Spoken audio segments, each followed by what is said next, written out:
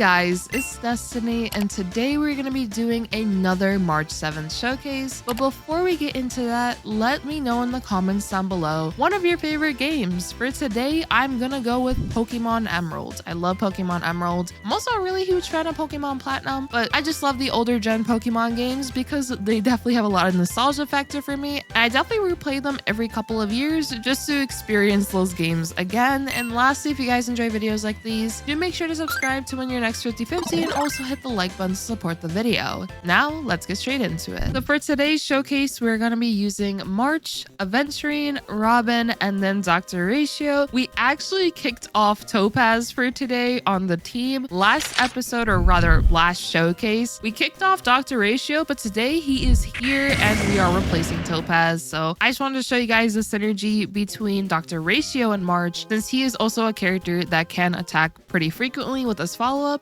which is pretty nice just for being able to get March some charges. And we're just going to start off right with Robin's skill here, just to give everyone a damage boost. And we're going to give some delicious boba to Dr.Ratio. I wonder if he appreciates this. Do you guys think Dr.Ratio is actually going to drink the boba? I don't know. I can envision that and it'd actually be pretty cool. So there we go. We're going to have our follow-up with Ratio here. Did a good amount of damage. And we're going to use our ultimate with March on the lady in the middle here. We are going to get attacked a bit, but this is perfectly fine. Aventurine is going to do that nice follow-up. And now we have to... I'm going to attack the horse over here just to weather down that toughness meter a little bit. So there we go. Robin is also going to do the same. And then with March, we are going to be trying to break the enemy in the middle here now that we have our enhanced basic attack. So let's just go for it. We did a good amount of damage. And now with Dr.Ratio, we're going to be able to attack twice because we are guaranteed the follow-up on the middle enemy here. So we're going to do that. And then also go for Robin's ultimate. Boom! Our chalk just hit them. Okay, so now we have Robin advancing everyone forward, and right away, I'm going to be using Dr.Ratio's ultimate on this horse here, and we're just going to attack the middle enemy and then focus on, hopefully we get a follow-up here. Hopefully. No, we didn't. Okay, I think it's fine though. What I'm gonna do now is we're just gonna attack the horse once again. Dr.Ratio is gonna come in, and now we have our follow-up, which is really nice. So there we go. And we're going to attack the enemy in the middle. And honestly, I think what we could do is just finish off this horse. And we're trying to beat this within that 0 cycle. So now we can focus on the lady and hopefully this is enough damage. Yes, it is. Yay. That enemy on the side literally got sent to the freaking Shadow Realm, and they tried to advance forward Robin, or rather tried to dominate her, but that was not going to work. So now what we could do is focus on Kafka here. Well, bam, Dr.Ratio. Oh, actually, we have a debuff on the enemy here. Hopefully we get the follow-up. We did. Nice. So now we're just going to get more attacks. And now we already have our enhanced basic once again, since Ratio's skill and then that follow-up is going to be able to give March some charges. So this definitely helps out. We're just going to attack Kafka. And we did 120k, which is really nice. And now Aventurine's going to attack. Oh no, Aventurine has a little dizziness above his head. I hope he doesn't actually get hit now, but I think it'll be okay regardless. We're just gonna attack Kafka here. Now with Robin, we're gonna use her skill. Ooh, we're really close to getting enough energy. Okay, nice. He actually got rid of that debuff, so that's awesome. Oh, okay. So with Aventurine now, let's focus on Kafka. He definitely has a huge toughness meter we need to get rid of. And now I can just basic attack here. And let's see. We're going to focus on the enemy next to Kafka, get that follow-up. Oh, another follow-up. Okay. We are going to get attacked. I'm going to use Robin's skill afterwards. Oh no! I didn't realize that enemy would have just died. Oh my gosh. Okay, it's honestly fine.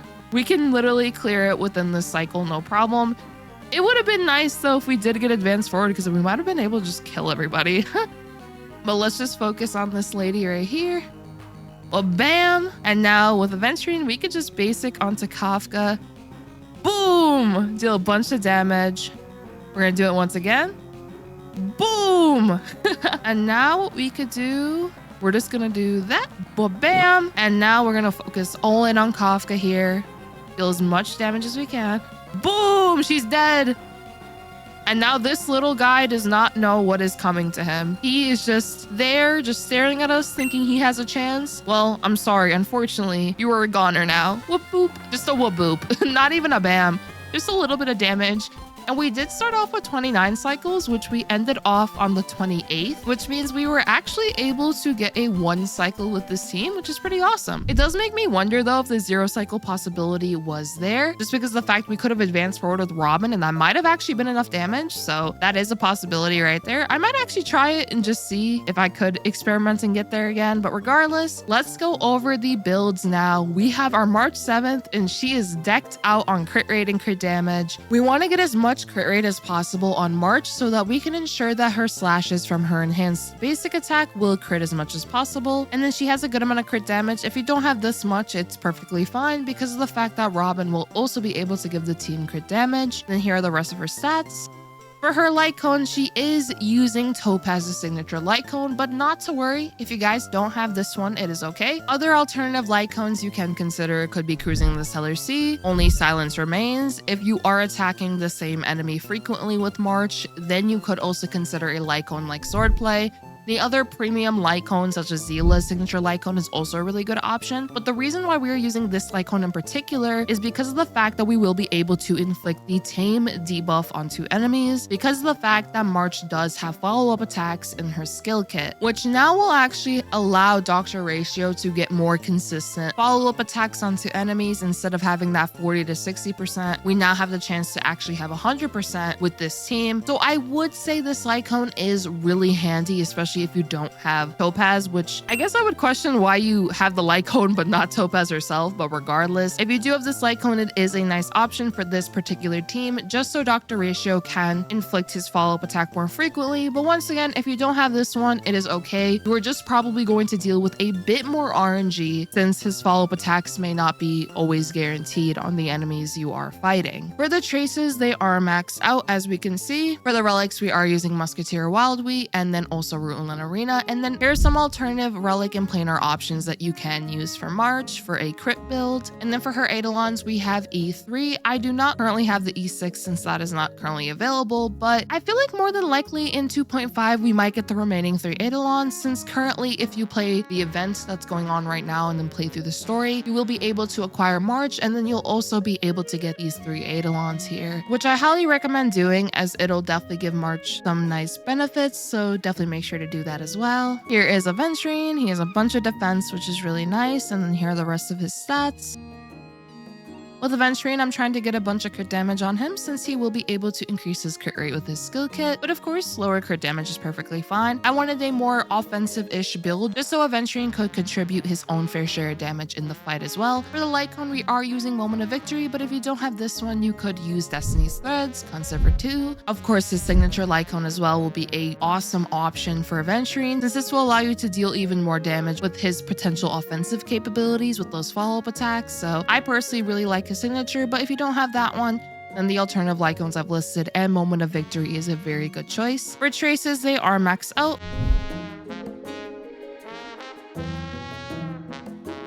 For Eidolons, he is E0. I have not activated any of these. Here we have Robin, and then here are her stats.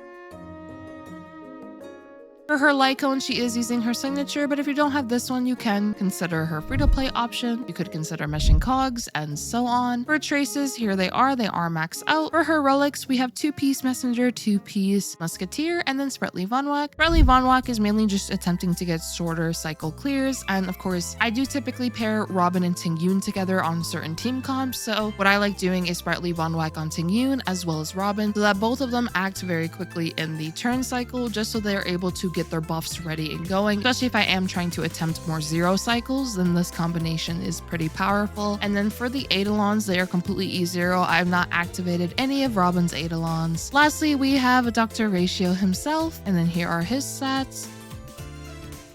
You want to try to get as much crit rate as possible on him, and then also getting a good amount of crit damage is beneficial as well. We are using Dr. Ratio signature light cone, but not to worry, if you don't have this one, you can consider an option such as cruising the Stellar Sea. Only Silence Remains can technically also work here as well. I personally really like cruising the Stellar Sea as a nice free-to-play option on him though, just because of the fact you will be able to get a good amount of crit rate, which definitely helps him out since those follow-up attacks critting are definitely crucial for Dr. Ratio being able to deal as much damage as possible. So I would say that is a very nice light cone option for him. For the traces, they are maxed out here. For our Relic and Planar sets, we are using Inner Salcedo and Pioneer Diver Dead Waters. Here on screen are some alternative Relic and Planar options you can use on Dr. Ratio. And then for Eidolons, he is also completely E0. I've not activated any of these. Overall, I really like the March and Dr. Ratio synergy. I would personally say though, I have a personal preference for March and Topaz. It does feel a little more consistent at times just because of the fact that I don't have to worry as much about getting a bunch of debuffs onto enemies, and instead I can just focus on getting as many follow-up attacks with Topaz as possible, which then will give March charges. And then of course, if you have Aventurine on the team, now you're also going to be able to advance forward Numby with Aventurine's follow-up attacks as well. So I personally have a preference more for the March and Topaz team, but Dr. Ratio is a really nice option as well, just because of the fact that his skill and then his follow-up and then that ultimate as well will be able to give March some charges, which can allow her to quickly get some enhanced basic attacks going and then just deal a good amount of damage to enemies. Plus they're both imaginary characters, so that's pretty cool as well. And they're both actually free imaginary hunt characters, which I think is pretty nice that Hoyo has now given us pretty nice free characters overall. I think the free characters we've been getting as of lately, like Dr. Ratio, Harmony MC, and now March, I think they've done a really good job at giving really valuable free characters that can definitely be beneficial for accounts. So I've been pretty happy with the release of March, and then also Harmony MC is amazing for those super break centric teams, and honestly a really important core to improve them as of right now. And then when it comes to Dr. Ratio, he's been really good at helping clear game modes in general, just especially Memory of Chaos. And if you do have the follow-up team, he definitely shines really nicely there as well. So I'm a huge fan of these free characters we've been getting. I'd love to know what you guys think. Have you guys been enjoying the free characters? Have you guys leveled them up or have been using them? And what teams currently are you guys playing in Honkai Star Rail? I hope you did enjoy this video, and if you guys have any recommendations for teams you would like me to try, do let me know in the comments down below. I'm all for trying new team comps and just testing the waters with what can potentially work. And if you guys did enjoy this video, do make sure to subscribe, leave a like to support the video, and I hope to see you all next time.